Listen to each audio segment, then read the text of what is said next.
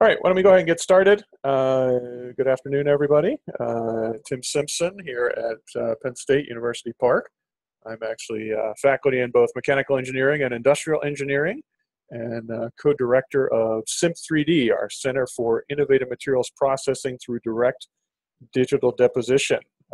Today's webinar brought to you by PennTAP, Pennsylvania Technology Assistance Program. I've been doing a series of training webinars, and we thought, given the interest and excitement and hype around additive manufacturing and 3D printing, it'd be good to share some of the work that's going on here and provide some resources and links for further reading to those of you that might be exploring this technology. So thanks for joining me. If you are interested, certainly there'll be a we are recording this, as I mentioned earlier. So slides will be available through the recording, but if you would like a PDF copy of the slides as well, feel free to send me or PennTAP an email. They'll get in touch with me, and you can see my email address here is tws8@psu.edu. So TWS, Timothy William Simpson, number 8, at PSU, PennStateUniversity.edu. All right, and with that, we'll hop into 3D printing and metal additive manufacturing. If I can figure out how to advance my slide. All right, here we go. A lot of interest, a lot of excitement for additive manufacturing and 3D printing now. The technology itself has been around well over 30 years. Actually was brought to market by Chuck Hull and 3D Systems in the late 1980s. Quickly followed by Stratasys, Scott Crump and the team with metal extrusion or material extrusion. And so we've been using, I like this chart from Brian Dodds at GE, you know, we've been using 3D printing for concepts, prototypes, tooling and fixturing for, you know, a good 3 decades, but now really with sort of the prevalence, advent of metal 3D printing or additive manufacturing technology, we can now actually 3D print, you know, functional components, both plastics and metals, which is allowing us to do some cool things in terms of reducing part counts, substituting for products during production, even, you know, spares and repairs, legacy components that, you know, can't be made or haven't been made in years. The opportunities now to 3D print those components and make a business case out of them is much more possible than ever before, and we'll actually give you an example a little bit later on, a couple of them. From a design perspective, my background, product design guy, I've been teaching 3D printing for years from you know, a design prototyping standpoint, but now with metal additive manufacturing, we really can make almost anything that we can design, and we'll talk about the design freedoms that come with additive, but some of the challenges as well.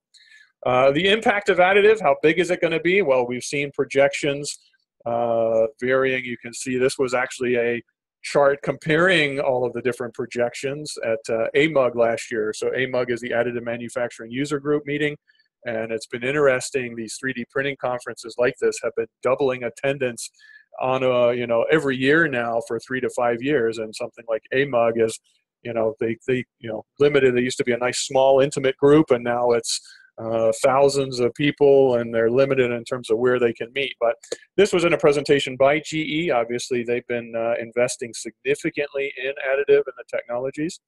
You know, it took us roughly 10 years to get to $1 billion, and now the industry is growing by $1 billion or more every year. And so you look at early predictions were, you know, $12 to $20 billion industry by 2020. And now I've seen upwards of $400 to $500 billion within the next 5 to 10 years. So this is growing very rapidly. And regardless of what the projections are, I think what is, you know, the specific dollar value, seeing an industry that's growing 20, 30, 40% annually, compound annual growth rate there, is definitely something worth investing in and keeping tabs on. This is the number that GE puts on the opportunity, $76 billion across their different business units. They've actually stood up a separate additive unit that is now manufacturing, making equipment for 3D printing, metal systems, so both powder bed fusion, a laser and electron beam. We'll talk about those in a couple minutes. but then they're seeing applications, obviously in aviation, but oil and gas, healthcare, energy, medical, automotive, you name it. So pretty big number. And this number comes from roughly, they're saying that with additive right now capabilities that they can, targeting, potentially disrupting half of the casting industry, which is about $150 billion. So if, low volume, complex geometries, metal casting, additive is a good target for at least half of that. And they're not even, that's a big enough number, not even including, machining and forging and all the other manufacturing technologies out there. So huge, huge opportunity. But this is what, I love this comic from the Wall Street Journal 2 years ago. It's like, okay, great, 3D printing is awesome. There's all this hype, but exactly how does this help us? How are we going to make new customers, new business, and those sorts of things? And so really the challenge with additive is understanding the value proposition. So what are the unique things that the technology can bring to you or enable you to do? And at the same time, some of the things that you can trip over or may actually drive up costs or lead time there if you're not aware of that. So I joke every additive presentation, has to have the LEAP nozzle from GE. I think this was certainly from an industry perspective what sparked a lot of the initial interest. You can see there I've highlighted this particular component is a fuel nozzle in their new next generation LEAP engines. The big thing or the big advantage of additive here is that it has consolidated 18 parts are now printed as a single piece. And so that obviously reduces inventory, sourcing, storage, etc. Much more better structural integrity. But it also enabled them to make the design 25% lighter. And if you think about an aerospace industry, the more weight you can get out of the engine or the airplane, provided, of course, it's still safe, then the better fuel economy, which over a 30-year lifespan on an aircraft plus everything else adds up to real big dollars very, very quickly. What's been interesting is, the team that did this, they then just last year announced they applied similar thinking to a advanced turboprop engine. So a nice image here from the reference below. GE actually does quite a nice job in their annual reports featuring many of their exploits within additive. This one in particular, 18 to 1, sure, okay, great. This one almost 900 to 10, 855 that now become 12s. Where almost a third of this engine is going to be 3D printed. So I've included the a YouTube clip there that talks a little bit about it. And in particular, the last 30 seconds or so, they actually show one of the components in there that was originally 300 different parts that is now printed as a single piece. So you can imagine what are the implications there in terms of sourcing and inventory and testing, et cetera, et cetera. And really the big takeaway or the thing you should care about here, in that first example, they eliminated 10 components. Okay, not much. Here they're talking about, in this example, eliminating 10 to 15 suppliers because of those part reductions. So for those of you in the, supply business, supply chain for a GE or an aerospace, tier 1, tier 2, tier 3 suppliers, if all of a sudden, GE is using additive to reduce components and streamline, simplify their supply chain, definitely all the more reason you need to stay aware of what's going on and be ready and be part of the transitioning that is occurring. You're seeing this, so certainly a lot of interest in the turbine industry. Great example here recently from Siemens actually doing 3D printing turbine blades, where the value proposition is being able to put cooling channels and whatnot inside the turbine blades. You can sort of see from the image there that allows them to run the engine hotter. Hotter means more efficient, but as a result of running hotter, you got to be able to get manage the thermal cycling better. And so in this case, they're able to do that. The other thing that they're able to do, if you read the story on the link there, is that they have reduced an iteration lead time on some of these components from 2 years down to 2 months. So again, being able to shorten lead time significantly with this sort of technology. And again, many times here, 2 years to 2 months. I've seen 2 months to 2 weeks in some other examples. So if nothing else, additive certainly will give you an advantage there from a speed perspective that you might be able to leverage in multiple ways within your company or your industry. On the other side, so there's certainly a lot of interest in the aerospace. Another big one is medical. So the idea of custom implants, in this case, Pipeline Orthopedic, based close to Hershey. They've since been bought out by Stryker, but this is showing you the first FDA-approved 3D printed hip implant. So this is the cup that gets bolted or screwed into your hip, and then the hip stem comes and rotates on the underside of this. The value proposition here for additive, it's titanium printed, so it ends up being a little more expensive. But the sort of the foam-like structure that you see there, it's a very, very small lattice. This guy is about 2 inches in diameter. I should have put a scale bar on the figure, but just to give you a sense of that. So those are on the millimeter or smaller sort of scale.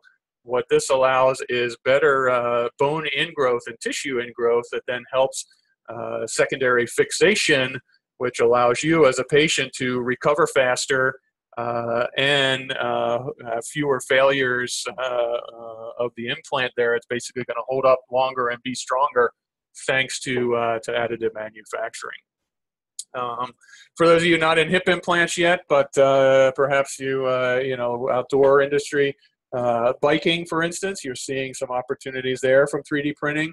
In this case, Robot Bike over in the UK, a cool case study, the link there from Mark Saunders and his team at Renishaw that helped with this, allowing users to now do custom mountain bikes. And so you can see the metal components, the lugs that are printed. So when you go to the website, essentially you enter your height and your leg span and arm span, and you have a couple of pics in terms of shock absorbers and whatnot. This is all directly from robotbike.com. And then what happens behind the scenes is they start to then size and optimize that bike based on your weight, based on your dimensions, and then they 3D print custom lugs for you for your particular bike. They cut them off the build plate, finish them up, and then assemble them with carbon fiber tubes and some aerospace grade epoxy to keep it all together. And voila, you have your custom bike frame that fits exactly your size and weight and whatnot. Now, granted, these things are quite pricey still, roughly about 3,000 euros, so $4,500–5,000 for the bike frame. So not for your perhaps not for your avid customer, your average customer, but you are seeing, in the sporting industry and even in things like custom watches here. We've been working with a startup Vortic watch company that a couple of undergraduates that left Penn State, graduated in 2014, have been using 3D printing to convert old pocket watches into very nice, wristwatches. So you go in online, you customize, pick out which wristwatch, which timepiece you want. They've been going around and collecting old timepieces from pawn shops and repair stores across the U.S. They then custom print when they get an order the watch case. They will finish it for you, different colors or whatnot.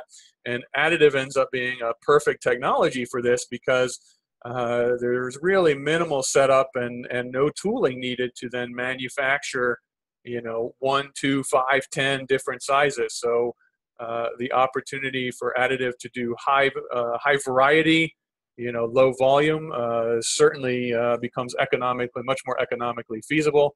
So this is showing a diagram of a build plate that is used in additive manufacturing. So these are made out of titanium. You can see sort of 6x2, 12 of the smaller ones, and 2x4 of the larger ones. So they're running a production run of about 20 watches here on demand as needed. and they're able to create a variety of different versions of that. Let me see. I'm not sure if the video will play or not for you. I will make sure you've got the link for this. But this was just a nice video showing the technology. It's a laser-based powder bed system where you're literally layer by layer coating thin layers of powder, adding material to it to then 3D print, in this case, watch cases for, in limited quantities on demand as needed. So here you can see a production run. Looks like there's roughly, 20 to 25 on each plate. So here's a typical, week or two of orders that then get finished, machined, etc. there. These are actually being done. You may have noticed Imperial Machine and Tool as part of this. These images are courtesy from them. They are actually a, fifth generation, I believe, might be fourth, but fifth generation machine shop that has been doing, CNC machining for years. They recognized or saw the opportunity with additive, and Chris Jost, president and CEO, took a gamble. Made us a good of a business case that he could, and they've now bought one and actually just added a second additive system. You can see it in the back here, sort of hidden in the closets, to be able to do environmental controls. Now, if you operate a machine shop, you probably frequently don't see somebody in a face mask there. Something you need to think about as you are, using and working with these small metallic powders. As you're loading and unloading the machine, they're small enough that they can be inhaled. So you have to be careful with operation of that. You can see the argon and nitrogen tanks that are feeding the system there. Basically, as you're building, it's in an inert environment.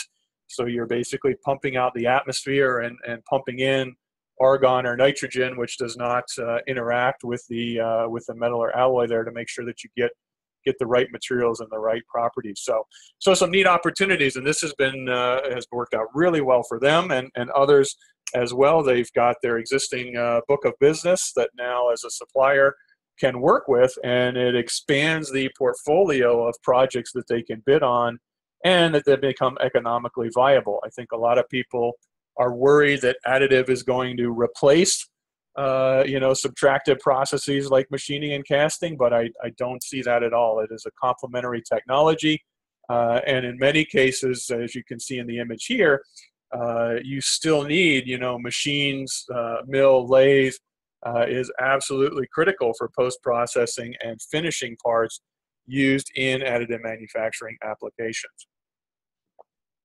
In this particular part here is an oil and gas component, where we used a lattice structure. You can see sort of it goes down in the center there. The threaded geometry are boreholes that sort of snake through, little S's that go on the inside there. These components go downhole. They're about 8 inches tall, 4 inches, 5 inches diameter. And as you spin these, centrifugal force either pumps fluid up or pumps fluid down. Traditionally, these are cast and then machined. And you can imagine how challenging it is to get these intricate internal channels to be able to be machined and plugged so that they work properly.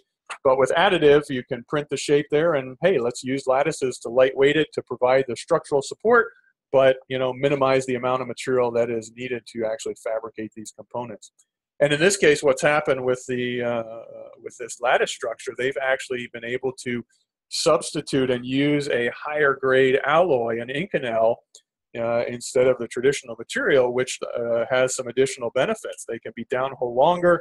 They can work, because Inconel is a much more corrosion resistant material. It also opens up some aftermarket opportunities for them that completely changes now the economics around material selection and design because of the capabilities that additive gives them. So we talk or hear a lot about the design freedoms of additive, but I love this one as well because it reminds us of the material freedoms that often can occur with when we're doing additive manufacturing. So I've been talking about additive a lot. Well, let's get what is the actual definition. So I've included that here. ASTM is the standards body along with ISO that defines additive and the processes. It is a joining of materials to make objects from 3D model data, usually layer by layer, as opposed to subtractive methods. So I don't, I don't like defining additive as not subtractive, but they've done that. But the idea here is, again, you are adding material, you're doing it layer by layer, and that joining of materials is being guided by a 3D model. And so additive is an advanced manufacturing technology that is primarily digital. And so we are working directly from computer models, computer programs that is telling basically where to deposit or not deposit material. So if you can see the video, or maybe the link there at the bottom, this is actually a directed energy deposition process where you are going back and forth. The laser there is stationary, essentially the tube coming down. There's a laser, fiber optic laser in the middle. You turn that on, it creates a hot spot. And then the little nozzles that you can see, you're blowing powder into it. The powder that is then captured in that hot spot, it's called a melt pool. It melts, and as the part moves out of the melt, moves out from underneath the laser, it cools and solidifies, forming that layer, that next layer of material. So this is a laser-based powder feed system. There are also systems where you can feed wire in instead of powder. So think of it as, in many ways, it's almost like welding on steroids and at a very, very small scale. So that's one way to think about the technology.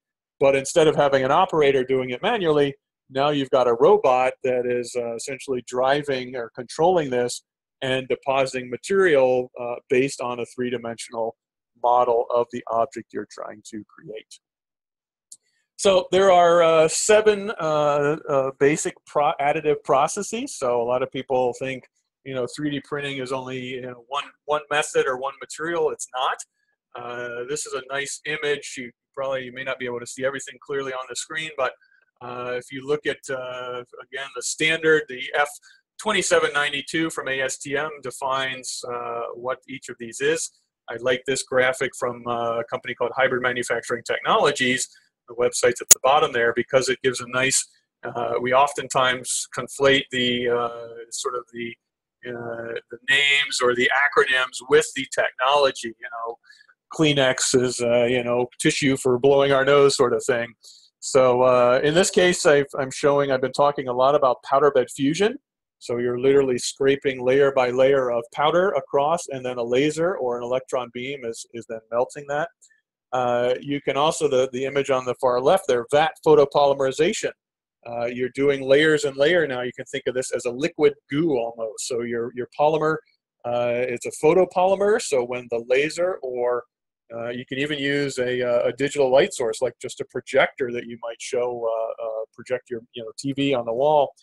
That has enough to then start the curing process of the polymer that then solidifies, and you can build it up layer by layer by layer. So both of those first two, it's a layer based with laser doing that sintering or the melting process.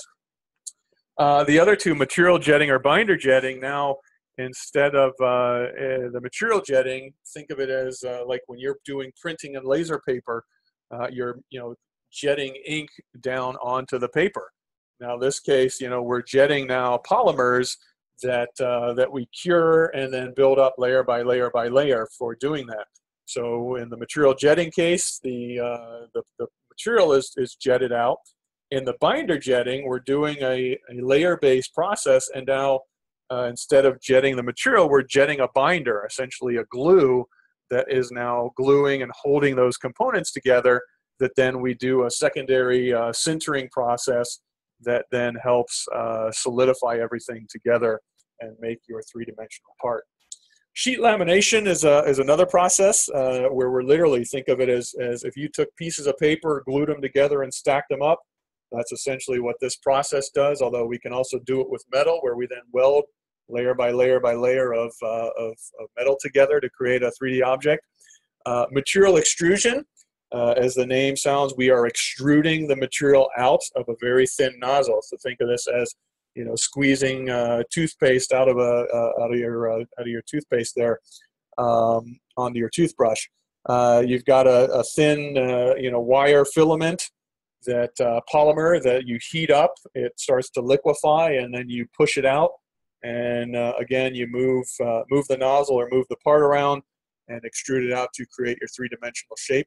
This is the, when you see the, you know, a lot of the home use, you know, MakerBots and Lulzbots and those sorts of printers, this is the process that they are using. It's a material extrusion process. So in some of these printers now, I was just on Amazon recently, you can get a, you know, a mono-price 3D extrusion printer for $200 to $300 now. So the cost of these is extremely low, and I would actually say a decent one for industrial applications, you know, a Lulzbot, for instance, or an Ultimaker, they run you $3,000 to $5,000 and are printing parts out that you could use for fixtures and jigs and tooling on the shop floor, and easily recover your investment in 1 or 2 months at most there, given the current price points.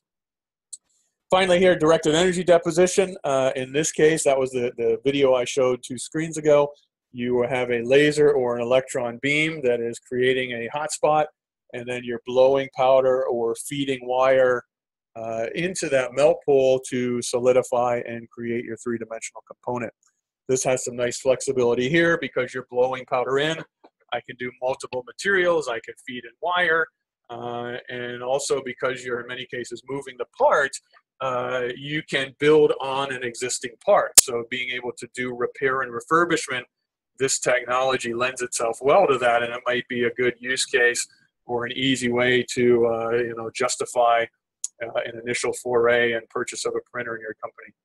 The last one, obviously, this is coming from Hybrid Manufacturing Technologies, is hybrid, where we're then combining additive, any or all of those, not all of those, but any of those processes then with, say, a subtractive process. So, for instance, there's now systems that do DED plus CNC. So deposit here, machine there, and you've got all sorts of intricate ways to be able to create three-dimensional components now with this technology. So a lot of processes to think about, a lot of terms and acronyms there. You know, let me just in the last half of the talk really just step through where do I start and give you some resources to go and find and get some more information. So given the definition of additive, you know, basically joining layer by layer from three-dimensional data. First question, are you working in 3D? If you are still making parts off of 2D drawings or blueprints, then you need to think about, you know, moving into 3D and digital design before you start thinking about additive. And so there are certainly lots of good, you know, tutorials, guides out there. You know, here's one from SolidWorks. I've seen one from PTC. You know, what are the criteria you want to think about when you're choosing a CAD system or a CAD vendor? You know, Autodesk, if you've been working in Autodesk in 2D, AutoCAD, you know, they've now got some 3D, Fusion 360, Inventor, and others that give you 3D capability. So you don't necessarily need to go and buy a whole new package there, but you certainly need to be able to work and create solid 3D models to be able to drive your 3D printer. There are none that I know that you can feed it a 2D drawing and be able to do print your part as a result of that. Couple other opportunities. Obviously, you know, a lot of SolidWorks users. That's what we train a lot of our students in. Autodesk, CATIA, Creo, PTC. Many options that are out there. You're seeing cloud-based solutions now, like Onshape as well. It might be a good opportunity to explore. You can log in for free and get an account and start playing around with this. The cloud systems are nice because now you can share easily in a distributed work environment. You've got designers and engineers spread, you know, across the state or across the country. Now it's easier to share models. For those of you that are hesitant but have young kids at home, even kindergarten in some case, well, not kindergarten, but elementary school, second and third graders to middle school, things like Tinkercad are available free online, and they use, instead of sort of, you know, extrudes and sweeps that you might find in a SolidWorks, basically it's a bunch of primitives that you combine, mix and match together to create three-dimensional objects that then you can download and print out. And of course, you know, I've had young kids at home, Minecraft, similar sort of strategy. You can actually now build worlds in Minecraft and there are conversion programs that will take and print that out, as a solid. It certainly won't be all the fancy materials and colors, but you can certainly create a three-dimensional structure in Minecraft and print that as well. If you just want to explore, you don't work in 3D yet, but want to sort of play with some digital files, MakerBot Thingiverse is one of many online design repositories now where people are creating designs, sharing designs.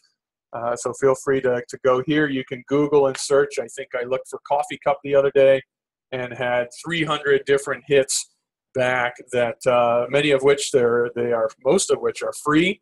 You can download the file and print them out and use them. So this becomes a nice starting point. Although, as you can see, lots of trinkets and fidget spinners and certain things, bobbleheads for the more engineering focused things like GrabCAD are becoming more prevalent. We were actually looking at downloading a full CAD model of a Harley-Davidson motorcycle from here that somebody had posted and shared. So now you can go in there and download files and connect with some of their software for 3D printing as well. The other opportunity, if you don't have a file or don't want to download it, there's 3D scanning tools now that are pretty inexpensive and easy to use. So this is actually, if you're wondering what I look like, this is a scanned version of me. This is done on a structure sensor. So it's a $300 camera and laser scanner that connects to an iPad. Standard iPad. It's got free software involved, and I can sit there on a chair. Somebody walks around with the scanner, and within about 5 minutes, I now have scanned myself. I pull it into, this is in Mesh Mixer, which is just free software. I clean up any cracks. I make it a solid model. I orient it, and then within an hour, I can turn around and have a 1-inch version of me printed out here in red directly from that scan. So, you're at easily at less than $1,000, both hardware, software, and scanning to be able to do that whole loop and demonstrate that capability. So a lot of people are sort of surprised or flabbergasted by how cheap and easy it is to do today. And, some companies are sort of starting to freak out a little by this, because that also means it's very easy to scan a part or a component and turn around and print a version of that. So who's liable? Who's how do you don't patent a CAD file? So how are you going to protect your IP and whatnot going forward? And certainly a lot of work and interest in that as well. So if you design in 3D, yes. Next step. Well, question is, can I 3D print my material? There are a lot of different options out there depending on the printer and whatnot. This is a nice database, senvol.com, free database for searching all the different types of materials and all the different types of machines that are out there. So you can go, and if you work in ABS or polycarbonate or stainless steel, you can go in there, enter that material, and it will show you all the systems that print that material as part of it, and then you can down select on prices or sizes, etc. There are also some nice reports out there. Deloitte has a nice primer on 3D printing from their Deloitte University Press series. So here's the link for that. Go take a look on additive manufacturing, the digital thread, and those sorts of things.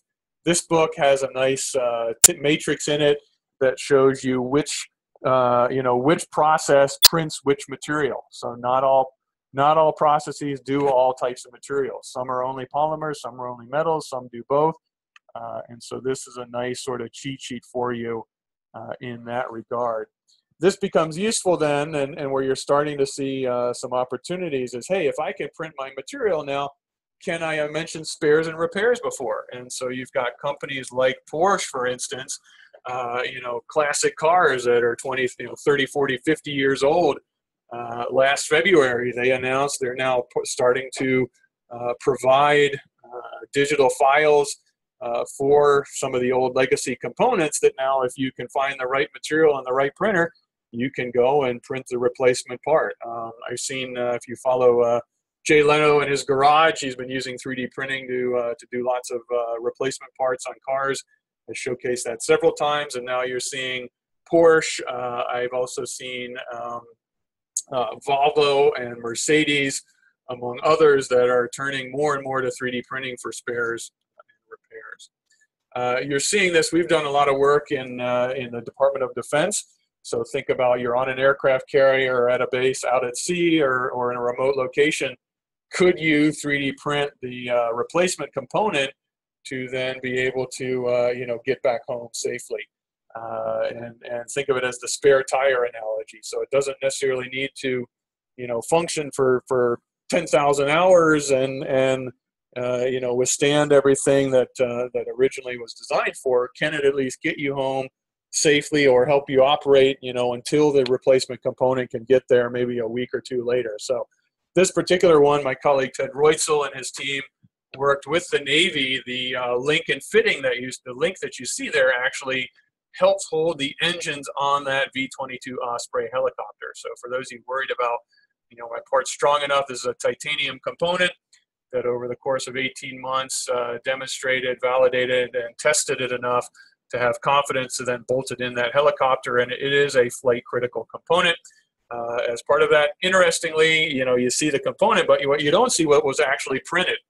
And so for those of you, again, in the machining industry, machine shops and whatnot, there are lots of needs, lots of interest, a lot of opportunity around finishing, additively manufactured components. As you can see here, the one in the foreground is as printed. Look at all the machining and finishing that needs to go to be able to get the finished link that's in the background there as part of that. The other, for those of you in, doing HIP heat treatment, there are a lot of thermal post-processing, a lot of work on finishing, so surface finishing, shot peening, hardening of surfaces. That is just as important in additive manufacturing as it is in other components. Again, these are functional components that are going, on an airplane, in a car, or implanted in your hip. So they got to last and perform just as well as what's already out there to be successful. So assuming we have your material that can be printed, I will say, there's only right now, that's sort of my second criteria, because there's only about 12, at most 15 metals and roughly about 30 to 40 polymers that are readily available and easily 3D printable. And so you can, if you're doing a direct substitution there, well, if my material is not in the database, then guess what? I don't 3D print that yet. So that's an easy no. But assuming the material is there, then certainly the next question is, okay, well, how big can I make my part? And so again, a good link here is Senval database. One of the criteria, you can go and say, all right, I want to print metal. And then you can do a sub-search or a second criterion filtering on, all right, my part is, 8 inches by 2 by 2, or 3 feet by 2 feet by 2 feet, and then see what machines and technology is available for you.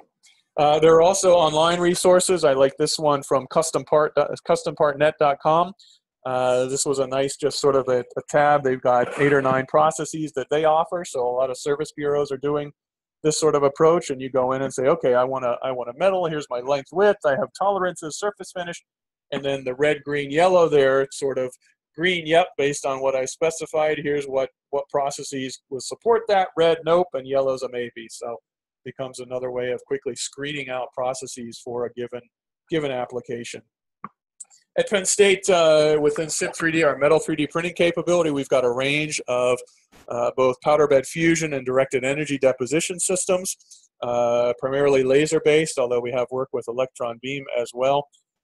Several of the systems on powder bed fusion, these are nice. They give you nice, you're roughly about a foot by a foot by a foot cube build volume. Titanium, stainless steel, nickel, some casting grade alloys of aluminum. As part of that, on the hybrid directed energy deposition systems, a lot more capabilities and materials there as part of that. I like to show this slide as well, because it kind of shows you, again, people come in and say, oh, you've got 5, 6 different printers. Which one do I want? Well, it depends on what's your use case. What are you trying to do? And so a powder bed fusion system, you've got very, very fine resolution and detail there, but it's going to take you a long time to build it. versus some of the bigger wire feed or GED systems are great. They deposit material 10, 15, 20 pounds of material an hour, but I liken it to squeezing icing on a cake. You know, it comes out fast, but you got to go back and you do a lot of machining or finishing to be able to meet your tolerances and specifications. So just keep in mind, you know, additive is there's multiple processes, multiple size ranges and scales that you work at. I have also mentioned a couple of times now, and here's an example of our hybrid system. So this is new technology where you're actually combining CNC with metal additive capability. You've got different spot sizes, so from 1.5 inches to 3 millimeter spot size, and parts are actually up to 2 feet wide. Actually, sorry, typo there. Should be up to about 15, 16 inches tall, not 5, but pretty high build height there. We can mix multiple powders. We can do 5-axis CNC. So now you're opening up, you know, this really combines the best of both worlds, both add and subtract together in a single machine. This guy is a monster, both in terms of size and just as a ballpark. You know, this runs you, you know, $1.5 to $2 million, depending on the features you want and capabilities there. So getting in the metals game is certainly not cheap, but prices on machines are coming down. I've seen entry-level systems in the 250, 300K range, and even some startups are bringing the technology to market for about 80K. So certainly there are a lot more options out there now than 3 or 4 years ago. So assuming you work in 3D, you got material and your part fits, you know, how do you design for additive? And so there are a lot of, again, service bureaus, and the OEMs, the equipment manufacturers, are good at providing resources, design guidelines. These are becoming more and more prevalent. You know, this is both useful to you, but as you can imagine, you know, this is also helping to build their brand, develop confidence and capability. For example, this is a company, Xometry, based down in the DC area, that a fairly recent startup that does additive, but they also have similar design guides for CNC and other capabilities. So they've got a nice costing online costing tool that you know, if you're just trying to figure out, let's get some parts made with additive, Xometry, Calram out in California. You've got Incodima up in outside of Ithaca. There are several of these bureaus around and available to help you, you know, get some parts, sample parts before you start building and making a significant investment. So some other opportunities, last slide or two here to sort of plug and demonstrate capabilities. You know, a lot of companies, again, there's a lot of material, there's many materials, there's many processes, there's a lot of hype and stories out there. You know, we try and help companies sort of sift through, you know, what's the hype versus the reality. One of the great ways that we found doing this is by partnering with our Penn State's Learning Factory. And so here companies are sponsoring projects and working with a team of 4 to 5 senior engineering students on a capstone project. So it works over a 15-week semester. Typically, they get 12 solid weeks of work with you. They come to a site visit. We have very industry-friendly IP and NDA terms, so you own the IP, can own the IP as part of that. Sponsorship fee base is about $3,500. It might be up to $4,500 or $5K, depending on, you know, IP and NDAs. And actually suggest, if this interests you, talk to Tim Kraczynski at the team at PennTap. They have some resources, particularly for small, mid-sized companies in Pennsylvania, to offset some of those costs for you. So we can, in some cases, match one-to-one on some projects that might be becomes very advantageous for you. Students then have full access to all the 3D printers on campus, plus, you know, mills, lathes, laser cutters, etc. I've given you a link here for past projects. We've worked with well over 500 sponsors and done actually close to 2,000 projects now to date. There's the link for the program details, www.lfpsu.edu. And we still have time. Early August is the submission deadline for fall 2018 projects. So if this interests you, click on the link, or there's the actual submit a project button as part of that.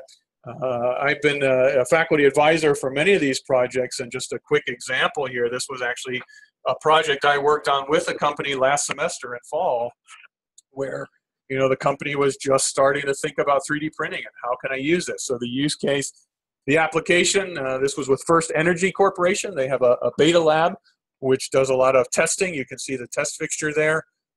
The little metal grommets that go onto that test fixture. These fixtures are 20, 30 years old. They had a whole bin of grommets when they first started out, but guess what? They are slowly getting down to the bottom of that bin. They did some quotes. I think one company said, hey, a minimum of we'll do a minimum order of 10,000 grommets because we got to do the tooling and whatnot. So this was a perfect opportunity for have a team to investigate different 3D printing options, both from a material and a processing standpoint. You can see some examples of some of the original grommet, basically got the geometry, 3D printed it, and said, boom, here's the replacement. But, oh, by the way, we realize that there are certain grommets that are, dual, triple, up to 5 different ports all together. Wouldn't it be nice if you just printed out some of those and had them on hand? Because now you've got fewer grommets and it also reduces installation time. And lo and behold, once they saw it and looked at it and tried it, that won them over. And in the end, you can see this, they're actually going on record. We've been meeting with them to sort of write up a case study that saving upwards of almost $500,000 from this effort. So not bad for, I think we even subsidized their project. So it was about $2,000 or $3,000 that they invested, worked with the team to then, have this kind of return on the project is pretty great. They also, the team you can see on the right there, did a, it looks like an outsource should be on their proto lab, sorry, did a cost comparison of, here's option A, option B, if we want to go and buy a printer and bring it in-house versus option C, outsource it with a company, like Proto Labs, and they go through and now they can do, we work with them on the project to look at, cost and purchase costs and material costs and print times, et cetera. And so now you can see here, almost a no-brainer there in terms of cost and investment for 10,000 grommets, print time versus cost to produce those, et cetera. So this was very useful to the company. For those of you interested more on the metal side, we actually have a final plug here for a practicum, industry practicum coming up in about 3 weeks. We do a deep dive, 3.5 days, July 17th to the 20th in metals. And so lectures in the morning on additive and DED and powder bed and workflow and CAD and modeling and simulation. And then in the afternoon, you get to go into our lab. You spend one afternoon on the powder bed systems. You spend an afternoon on the metal directed energy deposition systems. And then you also spend an afternoon on the CT scanning system there to do actual inspection technology. So we still have a few slots open for that on-site practicum if it interests you. And longer term as well, we've just launched an online degree through World Campus. So if those of you who are new employees or starting to ramp up your team in additive or looking to hire, we're also hoping to work with some companies. Another great opportunity is hiring interns, both undergrad and graduate, that then come help you sort of navigate, additive and 3D printing space. So this becomes a great, another way to partner both short-term and long-term to help retrain existing workforce, as well as pipeline for recruiting and hiring new workers and exploring what additive might mean for you and your company. So in the end, certainly additive, the interest just continues to increase. It's not a question of will it disrupt? It's how fast is it disrupting your paradigm, your manufacturing paradigms? The economics are changing. What we can design is changing. Supply chain. I heard a lecture from UPS last week. How 3D printing is ushering the fourth modality for supply chain. So we go air, land, and sea, and now we can go digital. And so what does this mean if I can just send digital files around, print on demand, and manufacture things locally? How is that going to affect global supply chains, and how's that going to affect you as a potential supplier, either good or bad? So encourage you to stay attuned and ask lots of questions on this. From a design perspective, a lot of freedom. We now have manufacturing for design, which is exciting. And I've given you some examples from certainly in the aerospace industry, reducing the weight of components, improving buy-to-fly ratios to reduce waste. Medical, the opportunities, custom implants that are better for patients in terms of recovery and life, longer life, certainly good. Energy, the geometries to improve efficiencies through better cooling, etc. And of course, oil and gas, the example there, being able to do better grade materials and alloys to improve tool life and change dynamics. So we are fortunate at across Penn State, both University Park as well as Barron, Reading, Altoona, Wilkes-Barre. Many of our campuses have 3D printers and capabilities. Please feel free to reach out to them.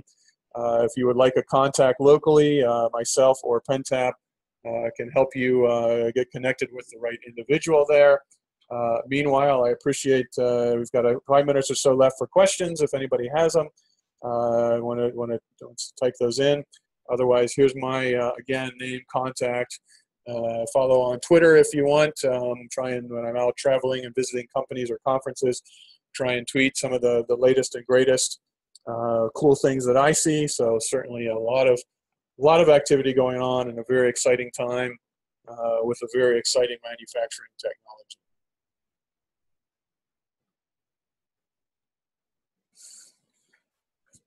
Anybody has any questions or anything?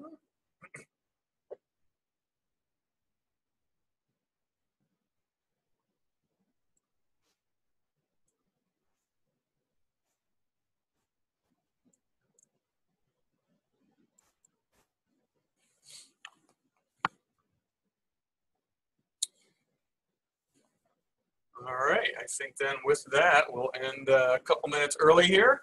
Again, thank everybody for for listening in and participating. The website, or the webinar has been recorded, and PenTap will be posting that later, actually probably after the 4th of July. Check back and feel free to share that. And again, if anybody's interested, oh, there we go. We do have at least one question here real quick from Dustin. We do have what the question was on what capabilities do we have from plastics. We actually have a full range of capabilities around and across campus in polymers and plastics, both material extrusion, binder jetting, material jetting, and vat photopolymerization. So we've got Fortis systems, we've got Stratasys systems, we've got Opjet, we've got Markforged, their composite, their Mark 1, so doing composite impregnated, composite infill capabilities, and then a wide variety of stereolithography and photopolymerization systems. So thanks, Dustin, for the question. Yes, we do have a wide range of plastics as well as metals. And through Learning Factory and the Capstone program, actually, students are able to use and access those, which makes it a nice complement and a good resource for the senior design projects that we do with many companies out there. So thank you for that question.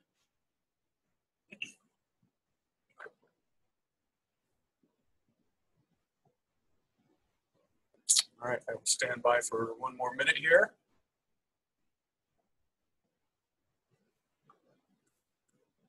Thank you, Sue, for your positive feedback on the presentation. Appreciate it. Fun stuff to talk about.